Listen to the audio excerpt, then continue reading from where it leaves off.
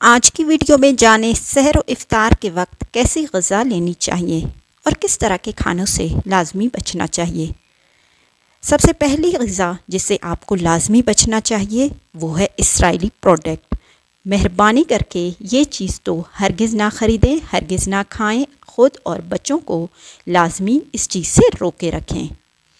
रमज़ान नेकी कमाने और गुनाहों की माफ़ी मांगने का महीना तो है ही, साथ ही इस महीने में रोज़े रखने से ज़हनी सुकून और जिस्मानी फ़वाइद भी हासिल होते हैं। रमज़ान में सहर व इफ्तार के वक्त ख़ुसूसी डिशों का एहतमाम हर घर में किया जाता है। अलबत्ता खाने पीने की चीज़ों का इंतखाब करते हुए मुतदिल रवैया अपनाना ज़रूरी है, मतलब कि दरमियानी राह आपको अपनानी चाहिए। ये ना हो कि आप एक साथ बहुत ज़्यादा खा लें और फिर बाद में आपको लेने के देने पड़ जाएं। तो डॉक्टरों को अपने पैसे ना दें, इससे बेहतर है कि आप किसी फ़कीर, मिस्कीन या गरीब को दे दें। आइए हम आपको बताते हैं सहर व इफ्तार के वक्त कैसी ग़िज़ा लेनी चाहिए और किस तरह के खानों से बचना चाहिए। लेकिन इससे पहले हम आपसे एक गुजारिश करें कि अगर आप हमारे चैनल पर नए हैं तो इसे लाजमी सब्सक्राइब करें और इस वीडियो को लाइक करें। सेहतमंद ग़िज़ाएँ सहरी के लिए। नंबर 1, सहरी में 1 प्याला दलिया दूध के साथ 1 मुट्ठी मेवे शामिल करके इस्तेमाल करें, निहायत फ़ायदेमंद है। नंबर 2, सहरी में चक्की के आटे की रोटी का इस्तेमाल किया जाए। दलिया या दूसरे किसी गले या इसबगोल की भूसी का इस्तेमाल किया जाए तो देर तक पेट भरे रहने का एहसास रहता है। तो जिन लोगों को भूख लगती है वो ये टोटका लाजमी अप्लाई करें, लाजमी इस्तेमाल करें। गोश्त, मछली, मुर्गी, अंडे का इस्तेमाल बढ़ाएं, लेकिन अमराज़ क़ल्ब में या फिर किसी भी बीमारी में मुब्तला अफराद को अपने मुआलिज के मशवरे से इन ग़िज़ाओं का इस्तेमाल करना चाहिए, क्योंकि गोश्त वो जो है ना ज़्यादा हैवी किस्म का है। तो आप अपने डॉक्टर से लाजमी मशवरा करें अगर आपको कोई दिल की बीमारी है या गुर्दे की या फिर किसी और बीमारी में आप मुब्तला हैं।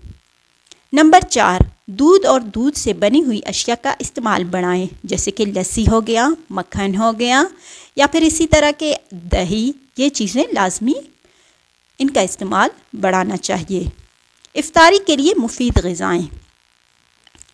नंबर 1, रोज़ा खोलने के लिए खजूर, दही, पानी या ताज़ा फलों के रस का इस्तेमाल करें।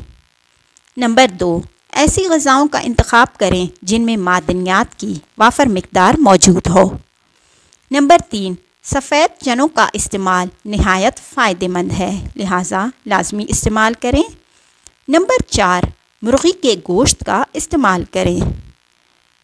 नंबर 5, ऐसे फलों और सब्ज़ियों का इस्तेमाल करें जिनमें पानी की वाफर मिक़दार मौजूद हो, मसलन के खीरा हो गया, मसलन के टमाटर, संतरा वग़ैरह, खरबूजा, तरबूज, खीरा, टमाटर या चक्कू, पपीता और अनानास वग़ैरह का इस्तेमाल निहायत मौसर साबित होता है, तो इन फ्रूट का लाजमी इस्तेमाल करें। नंबर 6, आलू, छोले की चाट और दही बड़े वग़ैरह का इस्तेमाल भी करें। वैसे तो ये हर घर में इस्तेमाल होते हैं, लेकिन अगर आप इस्तेमाल नहीं करते तो जान लें ये काफ़ी सेहतमंद ग़िज़ाएँ हैं इफ्तारी के लिए। ऐसी ग़िज़ाओं का इंतखाब करें जो नरम और जल्द हज़म होने वाली हों, मतलब कि इस वक्त बहुत ज़्यादा देर हज़म होने वाली ग़िज़ाओं का इस्तेमाल ना करें। अभी नुकसानदेह ग़िज़ाओं के बारे में भी जान लें। नंबर 1, सहरी के दौरान बहुत ज़्यादा एक साथ पानी पी लेना नुकसानदेह अमल है। इस अमल से मैदा पानी से भर जाता है जो कि अक्सर उल्टी की सूरत में बाहर निकल जाता है, लिहाजा पानी एक साथ हरगिज़ ना पिएं। पानी को वक्फे के साथ पीते रहने से आपकी जो है ना वो पानी की ज़रूरत भी पूरी हो जाएगी और कोई मसला भी नहीं होगा। नंबर 2, चीनी। ये मस्नूई शक्कर से तैयार शुदा ग़िज़ाओं का इस्तेमाल मेटाबॉलिज़्म को नुकसान पहुंचाती हैं, इसलिए इनसे दूरी इख्तियार करें। नंबर 3, अगर आप पकौड़ों और इस जैसी दूसरी अशिया को बहुत ज़्यादा पसंद करते हैं तो इन्हें हफ्ते में 1 दिन के लिए मखसूस कर दें और रोज़ाना खाने से गुरेज करें, या फिर आप हफ्ते में 2 दिन भी खा सकते हैं। नंबर 4, या आप ऐसे करें कि तेल का इस्तेमाल कम से कम करें, ग़िज़ाओं को भूनें या ग्रिल करें। क्योंकि ऐसा करने पर तेल की बहुत कम मिकदार इस्तेमाल होती है। नंबर 5, स्ट्रॉन्ग चाय, कॉफ़ी, सॉफ्ट ड्रिंक या इस जैसी दीगर मशरूबात, मिसाला जात वग़ैरह से मतलब कि तेज़ मिर्च, नमकीन ग़ज़ा खाने से लाजमी परहेज़ करें। ये आपकी सेहत के लिए काफ़ी नुकसानदेह हैं। वीडियो अच्छी लगी तो इसे लाइक करें और दोस्तों के साथ लाजमी शेयर करें।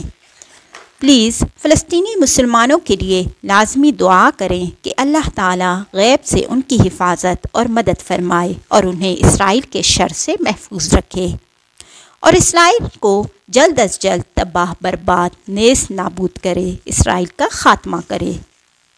प्लीज़ इसराइली मसनूआत का मुकम्मल बायकॉट करें क्योंकि ये हमारे गैरत ईमानी का तकाज़ा है। शुक्रिया।